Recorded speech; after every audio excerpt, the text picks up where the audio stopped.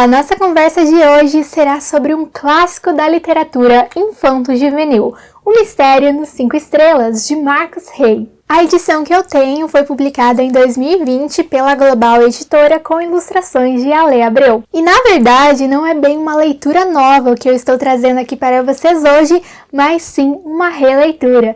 Isso porque eu li esse livro pela primeira vez quando eu estava na 7ª série. Eu me lembro mais ou menos de eu emprestando ele na biblioteca, em meados de 2010, ou seja, mais de 10 anos atrás. Hoje, quem detém os direitos autorais desse livro é a Editora Global, porém, naquela época, eu me recordo de ter lido esse livro na coleção Vagalume, que, se vocês bem se lembram, é uma coleção de livros infanto-juvenil. Eu já mencionei ela aqui em outros momentos no canal, mas eu lembro que, além de ter lido O Mistério dos 5 Estrelas, eu também li A Droga da Obediência, também li O Escaravelho do Diabo, que inclusive era outro livro que eu adorava. Enfim, uma coleção que marcou a minha época. E o autor Edmundo Donato, mais conhecido pelo seu pseudônimo Marcos Rey, fazia parte dessa coleção com vários livros. Hoje, inclusive, a Global tem outros livros dele também publicados. A maioria deles é destinada ao público infanto-juvenil, mas também há alguns que são escritos para adultos. O Edmundo Donato nasceu em São Paulo no ano de 1925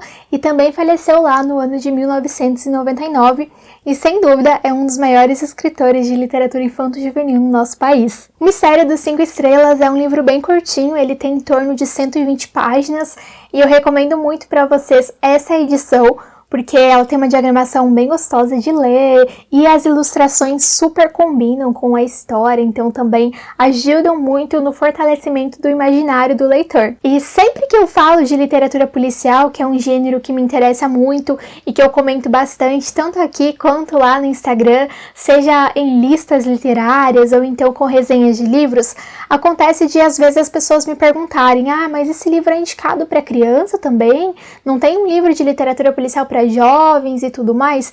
E sim, tem, e esse é um dos grandes exemplos. Esse livro, ele não é um livro no estilo policial de Agatha Christie, de Sherlock Holmes, de Edgar Allan Poe, que vai de interesse maior para os adultos. Ele tem uma linguagem muito mais simples, um vocabulário bem tranquilo de entender. É direcionado mesmo a esse público mais jovem que está iniciando ali na literatura. Mas mesmo assim o livro tem várias sacadas bem inteligentes, divertidas, e não deixa de ser interessante para quem também lia aí a coleção Vagalume fazer essa releitura, fazer essa retomada daquele universo.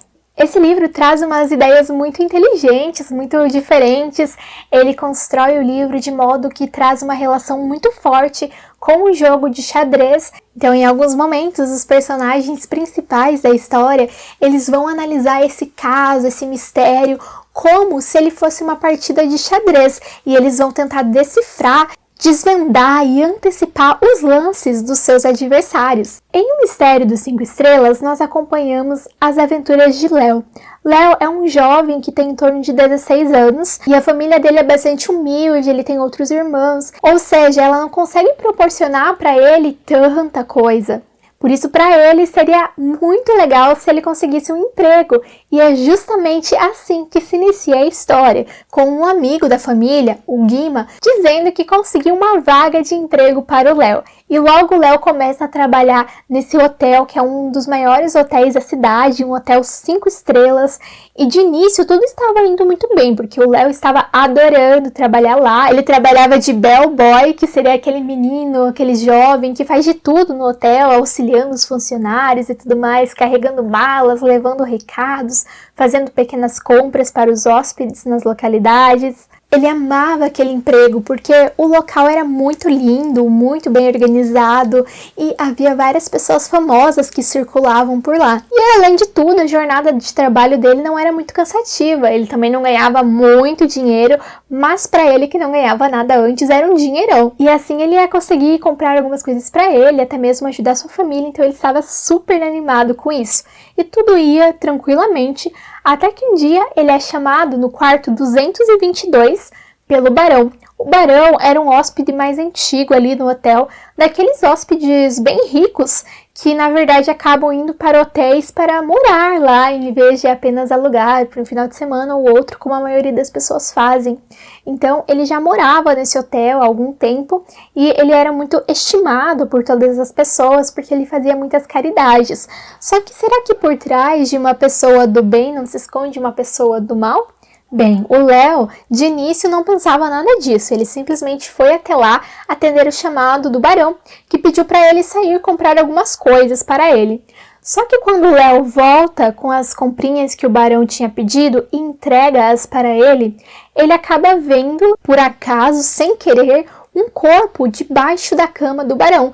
Vê o Barão um pouco desarrumado também, com manchas de sangue. E o Léo conta pro Guima, né, que é aquele amigo da família dele, que conseguiu um emprego para ele, que trabalha ali como porteiro, e conta também pro gerente do hotel e tudo mais, só que eles vão no quarto do Barão e não encontram nada. E depois, por causa de uma certa armação, o Léo acaba até mesmo sendo demitido de lá e sai como errado, como mentiroso. Então, a grande aventura dele vai girar em torno de provar a sua inocência, porque ele é acusado de ter furtado um isqueiro, por isso ele é demitido, mas, sobretudo, de provar que o Barão é um assassino e que, de fato, ele estava falando a verdade quando ele disse que ele viu um corpo lá. Então, isso vai ser muito interessante, porque vai trazer um jovem que vai tentar mostrar que não é porque ele é jovem que ele fala mentiras, ou que ele não sabe do que está falando, então ele vai tentar provar para os adultos que a opinião dele também pode ser válida. E eu acredito que talvez os adolescentes e as crianças possam se enxergar muito nesse personagem. O Léo acaba até mesmo sendo perseguido e teremos várias aventuras nesse livro. Mas tudo isso que eu estou falando é sem spoiler, acontece logo no início da história. E também, de início, nós temos lá o Léo indo visitar o seu primo, o Gino. O primo do Léo, ele é cadeirante, então também há um debate bem forte no livro sobre a inclusão, sobre o acesso que há ou não nos espaços para cadeirantes, sobre como é difícil viver numa sociedade que não está adaptada para as necessidades das pessoas que não seguem um padrão. E o Gino é um grande enxadrista, ou seja, jogador de xadrez. Então ele vai jogar várias partidas com o Léo e ele também é uma pessoa muito inteligente. E por meio do xadrez ele vai fazendo várias analogias com o crime e mostrando para o Léo que eles podem desvendar isso juntos. Também achei interessante que a família do Léo mora em um bairro de São Paulo, na Boa Vista, no bairro do Bexiga, e é um bairro que é bem conhecido em São Paulo por ter essa relação com a imigração italiana. Inclusive a família do Léo, eles também têm essa questão da descendência italiana e tudo mais, e há várias referências com a culinária italiana e também com a cultura e os costumes. Bom, pessoal, é isso por hoje. Espero que vocês tenham gostado dessa breve resenha. Eu reli esse livro bem contente por ter essa experiência da releitura, por ter essa experiência de ter contato novamente com um mundo tão distante de mim hoje, mas foi muito interessante mesmo fazer isso. Já estou pensando em reler outros livros e, inclusive, fiquei com vontade de retornar também à coleção Vagalume. Agradeço muito a Global por ter me enviado esse livro, muito obrigada pela parceria. E se vocês gostaram da resenha, curtam o vídeo e já se inscrevam aqui no canal se ainda não forem inscritos.